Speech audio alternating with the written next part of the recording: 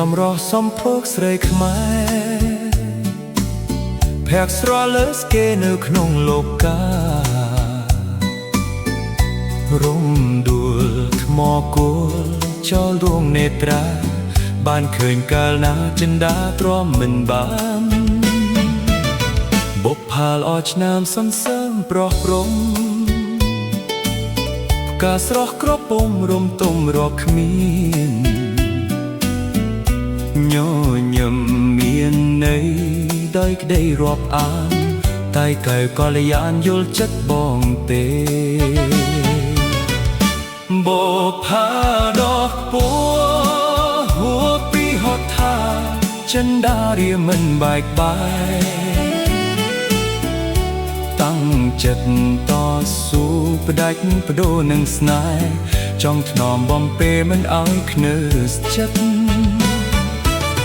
រាល់ពេលរាត្រីស្រមៃស្រមោលរំដួលថ្មគោលបណ្ដូលដួងចិត្ត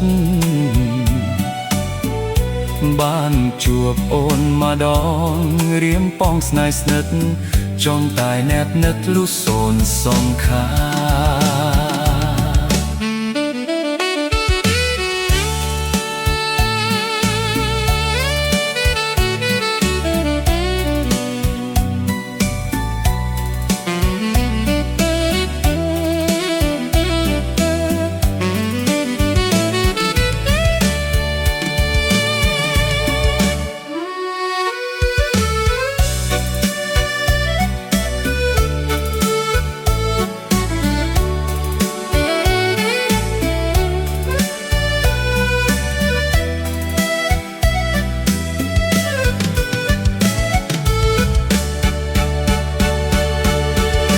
បុព្វាដកពួ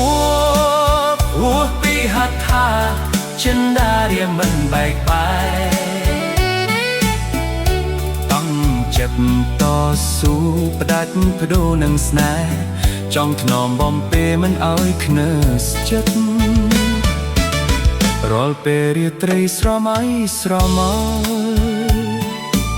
លរំដួលថ្មគោលបណ្ដូរដួងចិត្តបានជួបអូនម្ដងរៀមប៉ងស្នេហ៍ស្និទ្ធ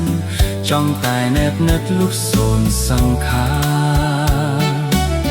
ចង់តែណែបនឹកលុះសូនសង្ខារចង់តែណែបនឹក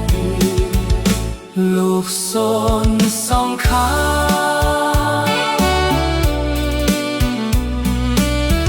ចង់តែណែបនឹកលុះសូនសង្ខារ